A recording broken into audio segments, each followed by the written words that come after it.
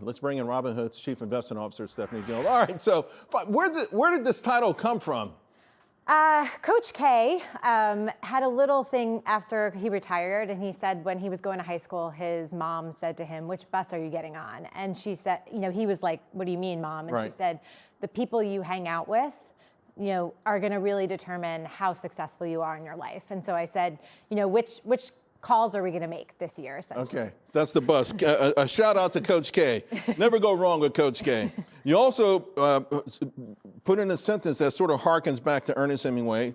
The global economy is the same, often changing in a multitude of small ways that amount to bigger shifts. As the saying goes, slowly, then all at once. The Ernest Hemingway quote. Yeah. So what exactly does that mean for investors in markets? I just think it means that sometimes you'll see little things happen. Like I think the markets really you can be successful in it if you can identify patterns early. And I think especially because we're in this environment where some of the things that may not have been the place to invest over the last even decade may be the place to start looking for breakouts, if you will. And then all of a sudden they'll get momentum, and then they'll start to be because they always bubble up a little Yeah. bit if you're paying attention. Exactly. And you can catch that. We just had a technician on who sometimes people use technical analysis to kind of Yeah, I help saw that. identify that kind of stuff. Yeah. Then last year the small caps hinted. Yeah. Finally, they've broken out. Let's talk about the macro backdrop here. Yeah. And what you see for this year. You think GDP is going to be stronger? Quite a bit stronger, actually. If you look back, since 1986, the average GDP growth is 2.6%, and since 2000, 2.1%. I'm sort of saying it could be 3.5%. The reason why I say that is because CapEx has been strong the last few years, and there's a lot of incentives for that to continue.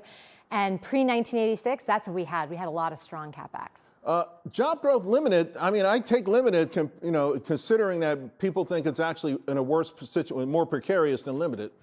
I mean that I think there'll be maybe some layoffs in certain areas of the market, like technology, where AI starts to grow and potentially replace what's needed right now. But there are other areas, I think, of the market, like industrials, where you could have job growth. And so I'm saying on a net basis, it may actually be limited this year. Inflation lingers, but recession risk is small. Yeah.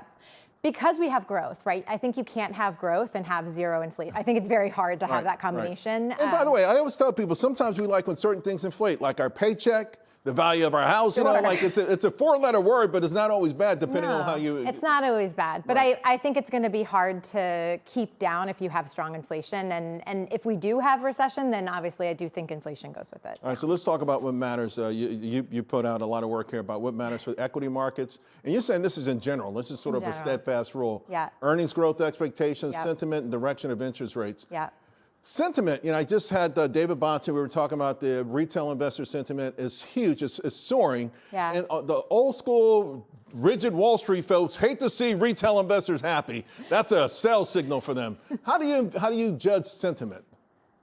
I mean, I do watch the flows of what retail investors are investing in. So you look more at the flows than the surveys. I mean, I have a front row seat as to what trends they're identifying, and they are savvy. They're the ones that are identifying sometimes the things that just start to bubble up, as we said, and then go from there. And I think it's because sometimes if you're living, I worked for a large institution for a long time, learned a lot there. But I think you sometimes can live in a bubble. And if you are somebody who's living their daily life, you actually can know about some certain areas better than people who are studying it in research. I think this, this notion of the dumb investors is antiquated. Wall Street, they can pat themselves on the back, but to your point, the folks who are finding these small names, the quantums of the world, the AI players of the world, the small caps of the world, they're using your platform, and they're not using the ivory tower, folks. So let's talk about this year, because I know you're looking for 7,500. That's your sort of your base case, and most of it gets back, I guess, to earnings. It does. I mean, I think, earnings expectations, I actually have lower expectations than what consensus is. And that's because I trimmed some of the earnings expectations for technology in my outlook, but raised them in other parts of the economy or sectors.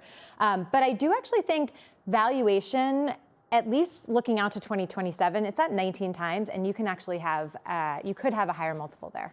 Okay, we got less than a minute to go. And your trading approach this year, we're going to bring the screen up. And so trimming on rallies, adding on dips, Loss management. This is easier said than done, It right? is. Because there's an old school of thought that why don't sell your winners, let them run, let them run. You could do that. I think the market's just a little more violent sometimes about, this wasn't quite good enough. We're going to take it down 10%. Right. So I say when you're having a really good run, start to Take some trim it a off. little bit for house money. Great stuff.